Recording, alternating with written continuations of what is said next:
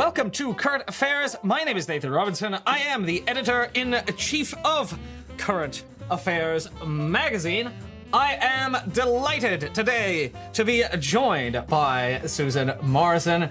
She is the articles editor of the New Yorker magazine. She was an original editor of Spy magazine, which is particularly delightful because Current Affairs magazine was directly inspired by the wonderful Spy magazine. People don't know about it. All the archives are online. It is one of the greatest magazines ever made, and I highly recommend diving into the wonderful Spy archives.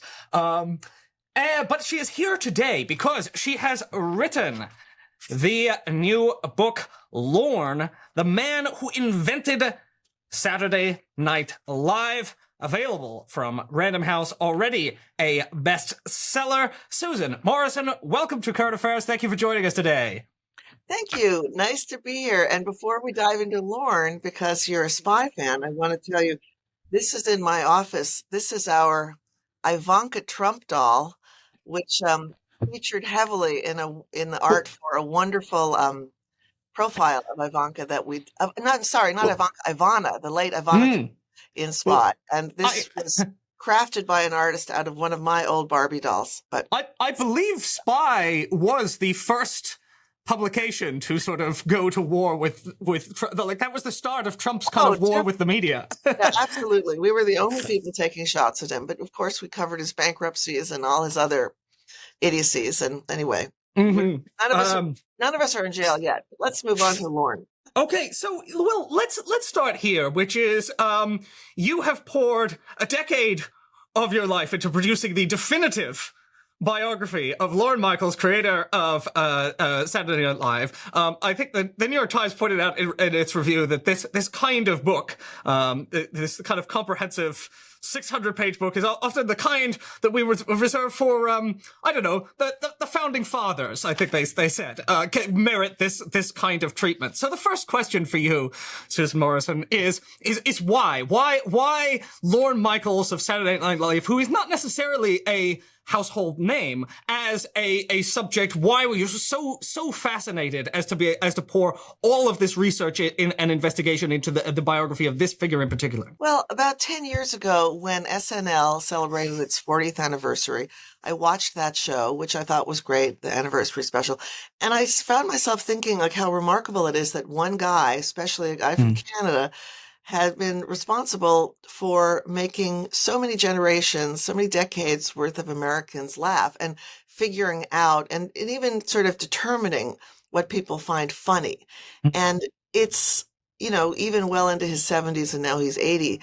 And I realized that it's not just a Monday morning water cooler thing where people are talking about sketches, but there's something about the show and its longevity that sort of almost rewired people's brains, people use those catchphrases in their wedding vows, and I just realized that, he's kind of hiding in plain sight. I mean, Lorne has been around for a long time. He's always studiously avoided talking much to the press. And I just thought it would be worth really trying to get behind the curtain and figure out what made him tick.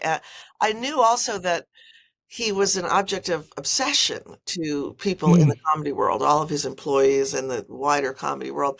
And I didn't know if the rest of the world knew that. And, so that was part of the challenge, making them recognize how peculiar he is. It struck me reading the book that you've almost kind of found the center of the galaxy of American comedy for the last 50 years. I mean, it is not just all of the sketches, the catchphrases, the characters that have been on SNL, but when you actually start going through all of the people over the last 50 years who have started at SNL, I mean, there's the names people know. There's the people like, Norm Macdonald, Tina Fey, Mike Myers, Al Franken, Chris Rock, Chevy Chase, Steve Martin, Dennis Miller, Adam Sandler, Eddie Murphy, Robert Downey Jr., I guess, Adam McKay. And then there's like stuff that I've found out, people involved in SNL that I had no idea were involved in SNL. Albert Brooks, Andy Kaufman, Larry David, the Muppets were all SNL, like, Yeah. all of American comedy this seems to like revolve around Yes. this one show. Yeah, I think that a lot of people don't realize that. And so, I realized I sort of feel like I got into the Bat Cave, Yeah. and really got a close look at the masked man himself. And you were talking before about the founding father thing and how long the book is. I mean, I realized once I had been working on it for a while that it wasn't just a biography of this guy, but to do Hmm. this properly, it had to be almost like an intellectual history of, show business and comedy for the last 60 years Hmm. and politics. And, that's why it took so long, why it's so big. But yeah, I mean, Lorne has this wild Forrest Gump of a life where even in the years before SNL, he always happened to be in the spot where some major cultural thing was happening, Hmm. working on Laugh-In or, arriving in LA the week Bobby Kennedy was shot, doing acid with Flip Wilson, testifying at Keith Richards' heroin trial. He's like Zelig. He's kind of always there. And Yeah. the thing that I loved the most doing the research was, I mean, I have a lot of biographer friends who tell me that the most fun is figuring out what was going on with your subject before he walks onto the world stage. Because once he's a public figure, people write about him. But so figuring out what it was that made him Lorne Michaels Hmm. was really fun. And he had a kind of a wild decade before SNL happened when he was bouncing around Toronto and Hollywood working on a string of really lame shows. And, everything from Perry Como's Christmas special to Phyllis Diller's variety show. But what was kind of cool is that, he did get downhearted. And a lot of time he thought, oh my God, television's a backwater, it's a dead end. I should just go to law school. Hmm. But almost like a character out of Dickens, no matter how grim the situation he found himself in, he always took a lesson from it. He always found something to learn. And what was fun was connecting the dots between those little lessons and SNL. I mean, for instance, when he worked on the beautiful Phyllis Diller show, and for your younger viewers who don't know who she was this really vinegary comic who wore a fright wig. She was this very unglam lady comedian, and but very, very cornball on this show. And the audiences, TV audiences then in the 60s weren't used to seeing a woman in charge, a woman having her own show. So the producers of that show came up with this idea that Lorne and his partner should write interview questions for Phyllis to start the show by interviewing one of her celebrity guests just in front of the audience. The idea was to sort of warm her up for the audience, to make her seem just like a regular human being. And that worked, but you can draw a direct line between that activity and why SNL opens with a host monologue. So the audience just see this person come out as a human being, and connect with them. And so, it was so interesting to see him kind of filling his lesson book with Well, examples what to do. one of the most interesting of those to me in the book was you mentioned Zelig, the Woody Allen movie, Yeah. and in fact, the Lorne Michaels had a brief collaboration with Woody Allen. Even you had this incredible transcript that you print in the book of a tape where Lorne Michaels and his partner are trying to work out a joke with help Woody Allen, like write a joke for Woody Allen, and it's such an interesting example of like how difficult comedy is, because and what goes into the craft where they're sitting around trying to figure out like what would make a lobster funny and failing like they're Yeah. No, that was the most incredible primary source document that I came upon. I have 2 hours of it, them just riffing about a lobster in a tank. And it really shows you just the drudgery of, right? You just kind of sit around trying out premises. And yet I thought it was interesting because Lorne was in his 20s at that point, and Woody Allen was already famous and an idol to Lorne.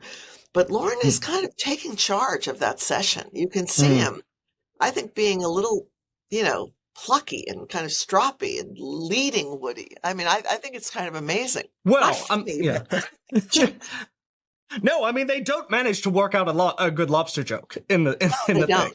They don't. In fact, they say in it it's hard to be funny, It's hard to be which funny. is so true. And you know, I think one of the things that comes across in the book is just what an achievement it is that SNL Yes. has managed to make people laugh for 50 years as the country has changed. They have to refresh the cast, right? They have all these talented people and then they Right. disappear. They go. Yes. And then you've got to try and like find more. You got to find a whole new crop Yeah. of people and make new sketches and new ideas that you haven't done before. I mean, when you think that like, you know, British comedy shows often like they do 2 series and then they're done because they Yes. feel like they've exhausted the premise. I mean, SNL has like had so many refreshes. Exactly. Yeah. You know, one of the fun things about writing about Lorne is that he's somebody who has a lot of aphorisms. He has a lot of little rules and maxims that he repeats. And I mean, I could have just done a glossary of those. But one thing he says, I've heard him say it a lot. He says, you know how many funny people there are in the world? There are about 9, you know? Mhm. And so, I mean, it's what you were saying. It's a huge challenge. And when he started the show in 1975, what's interesting is that it was never part of his plan that the cast would become famous. You know, they were almost like background figures. He was focused more on the musical acts and the hosts. So in the first couple of years when Chevy Chase became a giant star and then left the show, and then Belushi and Aykroyd did too, Lorne was kind of gutted.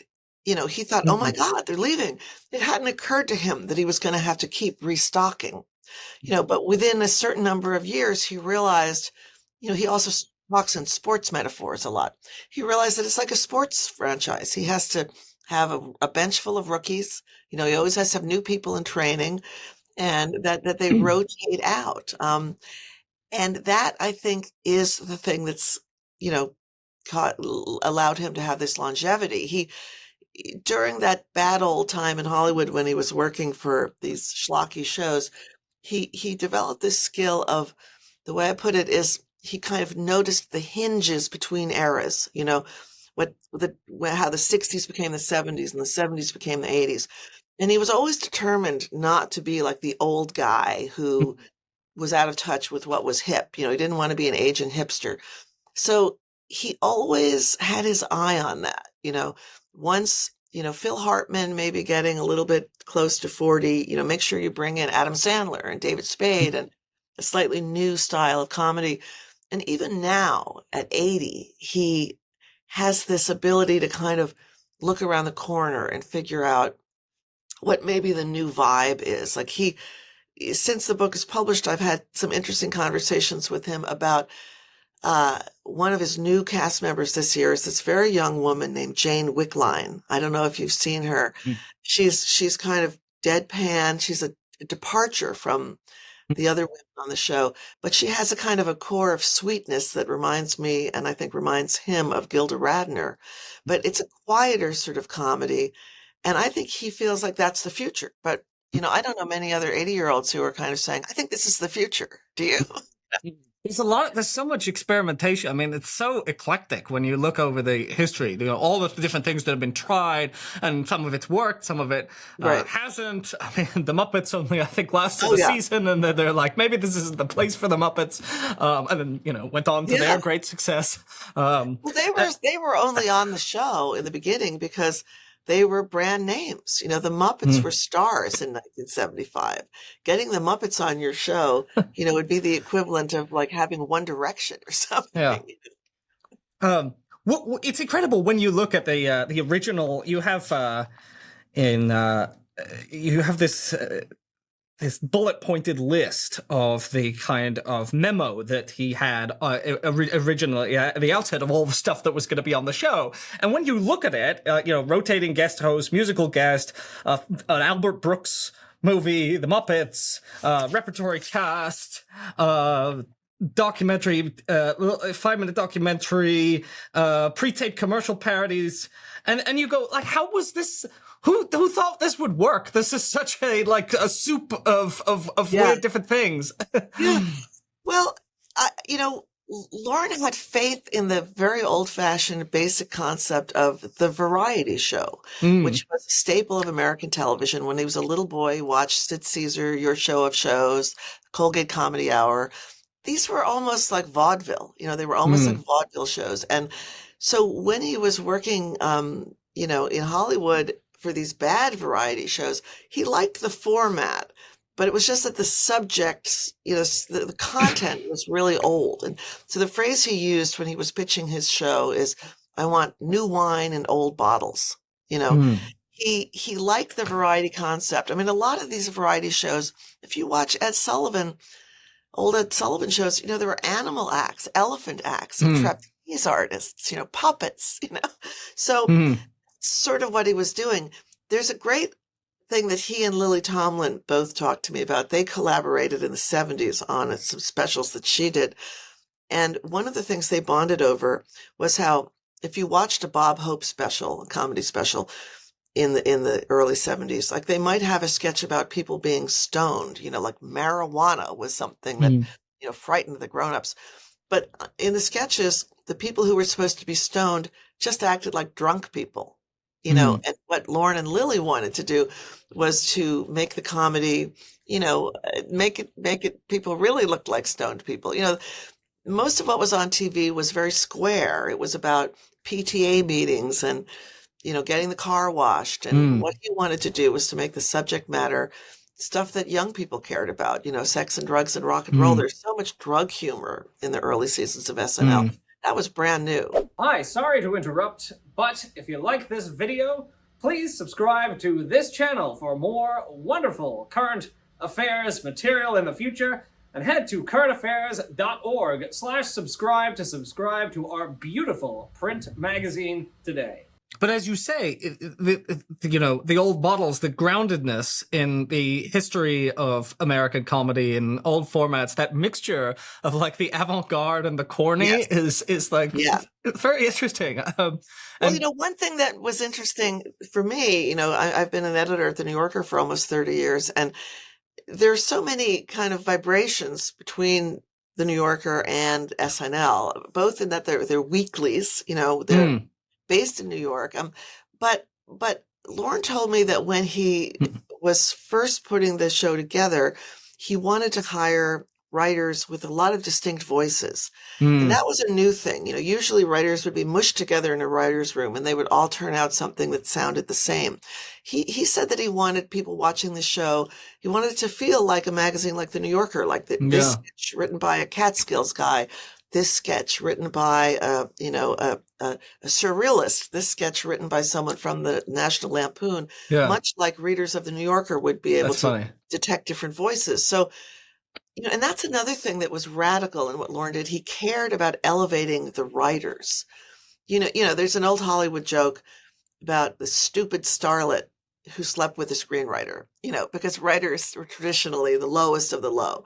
And Lorne had this idea of making the writers the main event. And that's still how it is. And that is really unusual in showbiz. Funny that you mentioned those parallels, because one thing that struck me reading this is, as a magazine editor, as an editor in chief, Yeah. I did see immediately, like, oh, what he's doing is similar. It's the curation. It's Absolutely. trying is cultivating talent. Is edit. I mean, he's doing a lot of. It's interesting because he's not so much a writer. He doesn't write sketches, but Yeah. he is very much an editor, pointing and going, no, that has to go. That has to go. Oh, that works. That doesn't work. Yeah, it's about the mix, which I bet is a term that you guys use. I mean, we use it every day. And Yeah. yes, no, it's very similar. And I think that is, many people, Conan O'Brien, all sorts of people tell me that the real thing that makes Lorne stand apart from so many other producers and impresarios is sort of a level of taste. Mm. And yeah, he certainly loves lowbrow, he loves. Yeah. I was amazed sitting in read-throughs and everything at how many kind of like fart jokes he seems to, there's a lot of scatological humor that I'm kind of like, that he Yeah. laughs at, but he also likes the kind of brainy high concept stuff. He loved Beyond the Fringe and Nicholson May, but there's room for all of that. And, Mm. one of the things about the show is because it's live, you sort of, I mean, I think he hopes anyway that you forgive its sins. Hmm. He always says that on his tombstone will be the word uneven.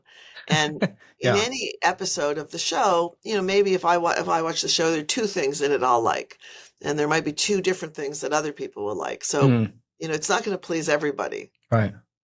Um, yeah, his contribution goes unnoticed in the same way that a magazine editor's contributions to the pieces go on. Everyone notices the Oh yeah, writers, the stars, but the editor, is there in right. the background, ensuring that that the mix is perfect, and you have no idea what the editor is doing.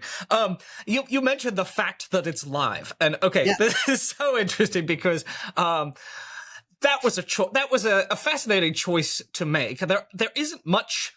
I mean, I don't know if it was different in the 1970s, but today there is not that much, like, outright live television, in part because live television is an insane thing to do when you could tape something beforehand and you could edit it. And yeah, especially the kind of thing that they're doing, which requires a lot of costume changes, which requires, elaborate sets. Like, the idea of doing it live means that he committed this show to this incredibly difficult and chaotic process. And I mean, your book tracks what that process looks like over the course of a week yeah. to prepare for this period on a Saturday night where you have to go live. Yes. No, it's one of the things that I just, after a few years of just reporting and interviewing Lorne and all of his people, I realized, and this is my kind of magazine editor background, I realized that I wanted to make sure my readers got a sense of what it was like at the show. I didn't want to write a biography that was like a death march through the years. 1987 turns 1988. I mean, so I intersperse chapters in the book that take you through a typical week at the show. And, that's sort of what it feels like to be in the room and all the upset and the drama and the tears. And as you say, is by Wednesday, it starts to feel like the Hunger Games. It's the tension ratchets up so that by the time you get to Saturday, I mean, some people have told me they read the Saturday chapter and their heart is pounding, because Yes, it's actually quite stressful. You feel, ugh. but I think Yeah. that one of the things that gives the show its particular energy is that it's live. I mean, yes, it would be a lot more sensible to pick the right number of sketches on Wednesday after read through, just polish them, tape the show, and then air it. But it's this thing, you mentioned it's the only thing on TV that's live. Well, the other thing that's live on TV is sports, and SNL is actually a lot like a sporting match, um, in terms of speed and unpredictability. So I know, I mean, all through the years, people have said, well, why do we still have to stay up all night Tuesday writing the sketches? And why do we put together a dress rehearsal that's half an hour longer than what's going to fit? Why, there's all this waste and drama built into the schedule. And Lorne, he's kind of superstitious. He sort of feels like, well, it's always worked well this way, so let's just stick with it. But I think that there's an intuitive management thing that he feels, that it's like if you keep people on a knife edge like that all the way up to the last minute, what you're going to get, the performances you're going to get are going to be more, fizzy and crazy and ecstatic. And I think that's kind of true. People walk into his office at 11 o'clock Saturday night, right before, and half an hour before showtime. And they look up at this bulletin board and they see, oh my God, my sketch wasn't cut. I'm in. It's that level of adrenaline. I just don't think it would be the same if it was taped. Well, as you say, you have to kind of admit that that even if it all seems ludicrous, the results kind of speak for themselves, and that everyone's talking on a Sunday on what happened last night on Saturday Night Live, and that has now been true for decades. No, it's true. And the other thing that's kind of interesting is I feel like the show and Lorne have kind of tracked advances in technology. In the beginning, they had short films by Albert Brooks and Gary Weiss and Tom Schiller. And then when YouTube came along, then they had those digital shorts, and they worked so well in the format. And and now you have TikTok. I mean, the show is bite-sized, so it kind of works, Mm. and it doesn't really have to be appointment viewing television for it still to be current. I mean, Amy Poehler has a funny line. She says that, SNL is the show that my parents used to have sex to, and now I watch on my computer at lunch the next day, but Mm. the fact is it's consumable that way. I will watch a sketch on the subway on the way to work, and, it works. I mentioned earlier the tape of the attempt to create a joke with Woody Allen, and one of the things that when you go through and when you have your alternated chapters that are about each day in the process, and you realize what goes into creating what we see on a Saturday night. One of the things that really is striking is how seriously they have to take the patently absurd. Yes, yeah. How much work, like serious work, has to go into something that if you step back, it's like, but this is so silly. Right. So one of my colleagues, former editor at the New Yorker, Chip McGrath, once wrote a profile. I think he was writing about Kevin Kline. This was about 15 years ago, and he was at SNL the week that Kevin Kline was taping, and he has this wonderful section in his piece about Kevin Kline had this great character, I think, called, he was supposed to play some incredibly sophisticated European film actor. But the joke was that as he's swanning around, he keeps farting. There's a lot of fart jokes through the years. And Chip wrote about how, the level of it was almost like a NASA level, testing of the fart machine to sort of make sure that the farts were going the right duration and the right tone and the seriousness with which this was being managed and rehearsed and fixed. It was sort of like you were testing an anti-ballistic missile. So you see that kind of thing all the time, and it is fascinating.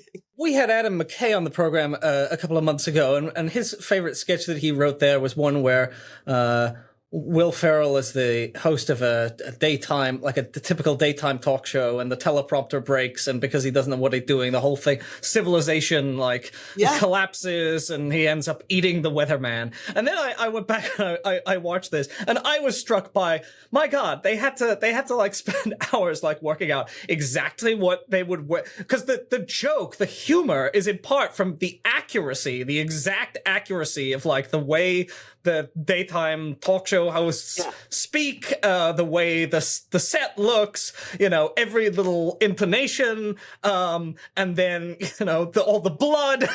and somebody had to take this so seriously. So much money, so much work goes into this thing that is nuts. What's so interesting about that? I haven't thought about that sketch in a while, but it's such a perfect writer's sketch because the subtext is saying, look, you are the funniest people in the world, but if they don't have us, if teleprompter breaks, they're nothing. And every now and then you probably had the experience of seeing a funny person on a talk show, and they're really not that funny because nobody's writing their lines for them. So it's interesting. I can see that being a little bit, I don't know if it's an unconscious projection on Adam McKay's part, but you know what I mean? He's telling the viewers at home, nowhere without us. I do want to just emphasize, because we usually talk about politics and culture on this program. People might actually be surprised that we're talking about Saturday Night Live on this episode. But I as I was reading this book, when we got this book and I started to become totally fascinated by it, I think the main thing that was in my head was the counterfactual, the historical counterfactual, which is to say, like, if you didn't have Lorne Michaels, for the last 50 years, like, if you just remove him from the universe of American comedy, what would the world look like? Because it's all of American comedy. Like, when you go through and everyone pops up in this book, you're like, this has totally changed our entire culture. No, it is amazing. I mean, as I started working on it, I realized, okay, this is a little bit like the old studio system. He's created this culture. It's got walls around it. It's like The Godfather. He's kind of controlling all of these people. They all collaborate. And it is hard to imagine the world without it. And then, of course, the sort of things it spawned. I mean, I think you probably wouldn't have had, Judd Apatow and his posse, Mm. or the Ben Stiller and his posse. I mean, all of these groups, comedy groups that now work together in this way. That's sort of a Lorne model, Mm. that didn't exist before. And Mm. no, it's definitely true. And then the other thing that I think he's very responsible for is I think Frank Rich coined the term. I think he's the one who started calling Bill Clinton the infotainment president. Mm.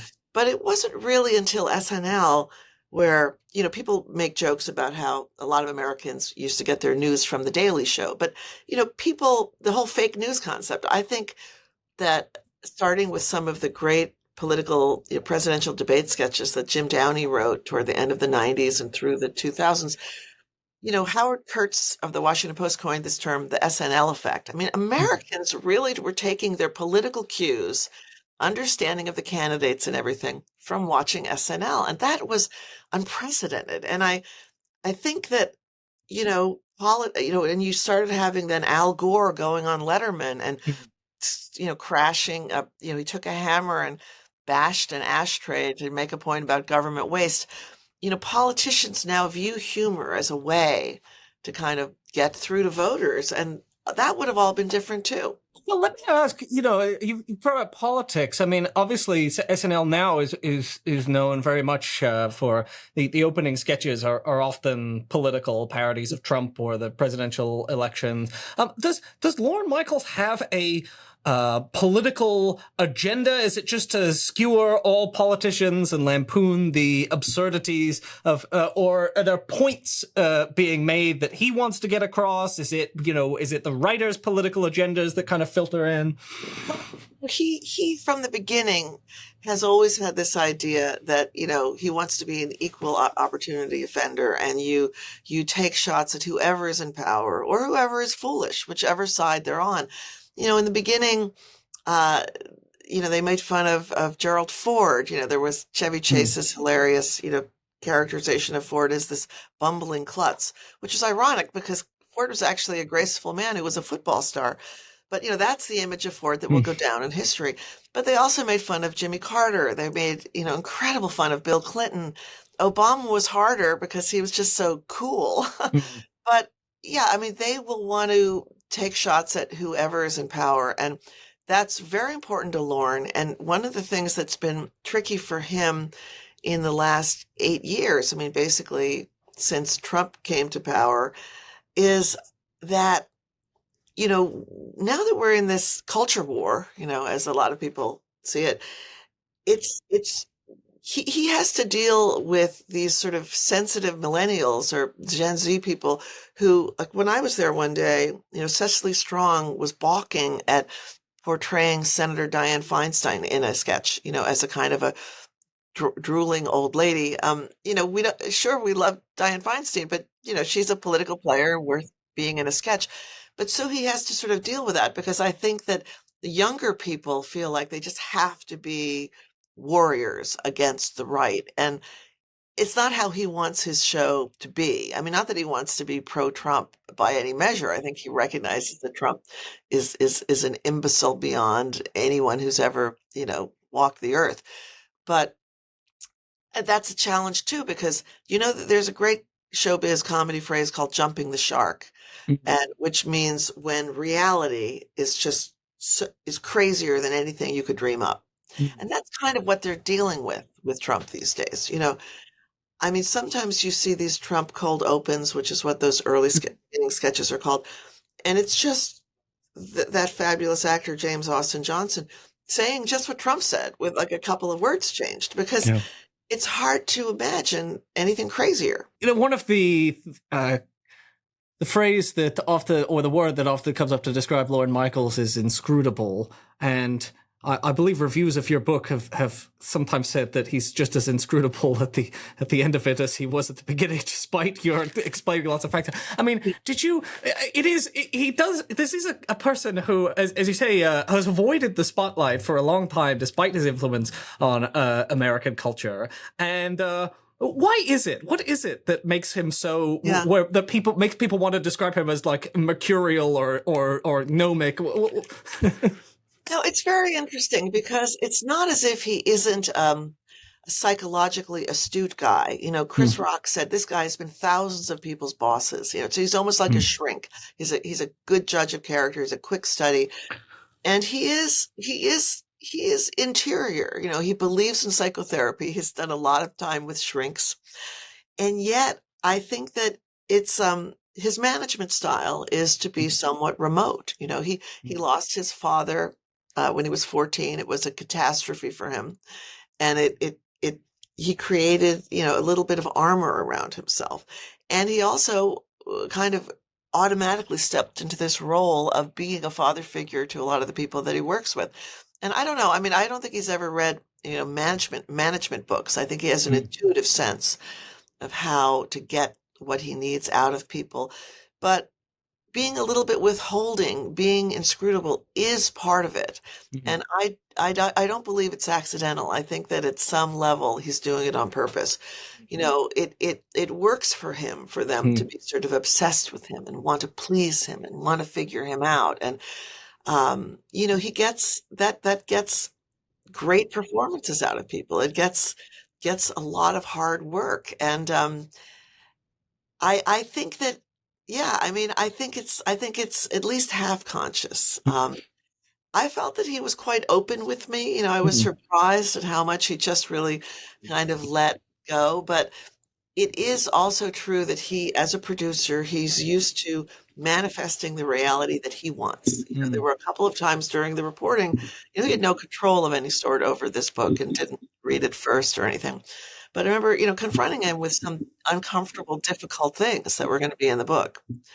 And at one point, you know, he tried to just say, I don't know what you're talking about. You know, this was something about a family member of his who had been arrested on a felony arms stealing charge. And I think for a minute he thought I would just say, oh, okay, and like not put it in the book. But I just said, well, here's the Washington Post story about it, you know. And he responded, but I do think he is good at controlling his environment, controlling the people around him through whatever kind of mind games, you know, will work.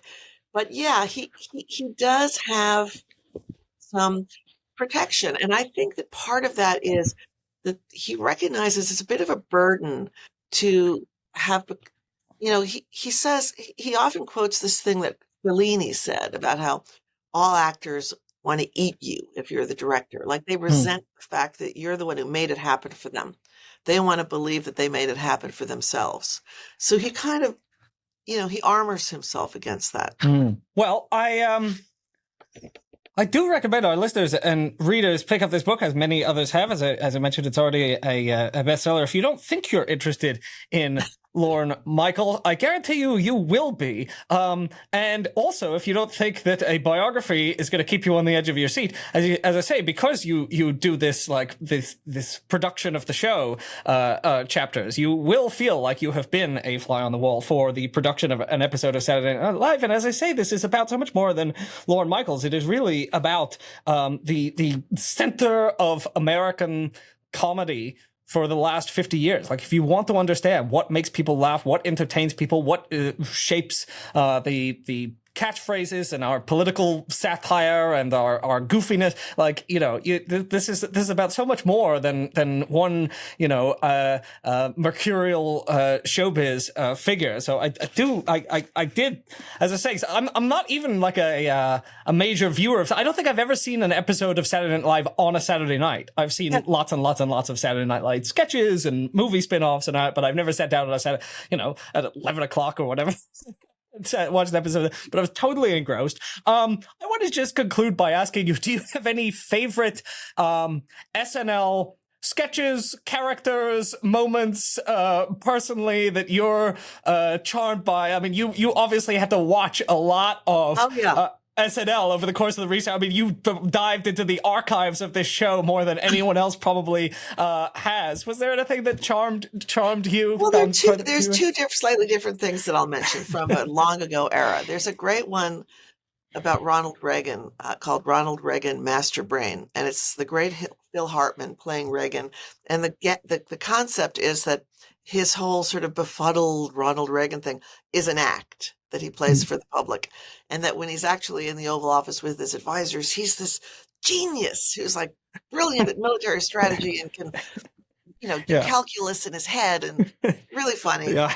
And another thing, because it's just a beautiful little tone poem and it's so much about writing and performance, is a piece called The Bank for Change. And it's written by and performed by Jim Downey, a good friend of mine who was the long-term head writer of the show. And it's a parody of a bank ad, very room temperature tone. And really all the bank does is that it makes change.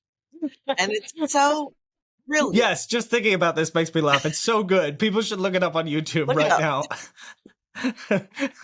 They're like, if you have $1, we can give you four quarters. We can give you 10 dimes, whatever you need. It's really good. Yeah.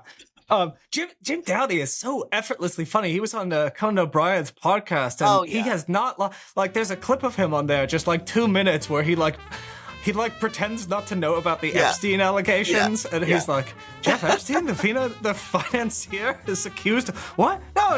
You must be thinking. And he's his delivery on that is so good, and it's so I would describe it as effortlessly funny. Yes. A lot of people. And because he's a guy who doesn't come out from behind the scenes much, that was a lot of people's first exposure to him, was watching that in an interview and go, who's this guy? He's hilarious. Well, one of the great pleasures of writing this book was, not only bringing Lorne from behind the curtain, but so many people like that, so many writers, Jim Downey, Robert Smigel, Jack Handy, and even the wonderful producers who work with Lorne every day, Aaron Doyle, Eric Kenward. No one has ever heard these people's names. And it's, and because I've been behind the curtain myself my whole life as an editor, it's really nice to be able to show people, what goes into it. Yeah. Well, the book is available now from Random House. It is Lorne, the Man Who Invented. Saturday night, live. Susan Morrison of The New Yorker, thank you so much for joining us today on Current Affairs. Thank you. This is really fun. I enjoyed it.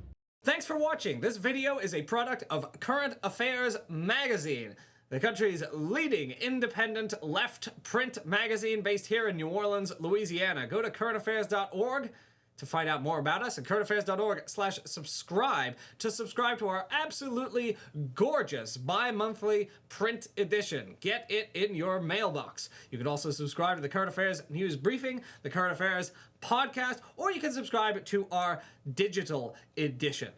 Current Affairs is entirely reader-supported. We have no ads. We have no corporate backers. We depend on you. So please consider purchasing a subscription or making a donation to Current Affairs today. We are a 501c3 non-profit organization, and your donations are tax-deductible to the extent allowable by law. Thanks for listening. Thanks for watching.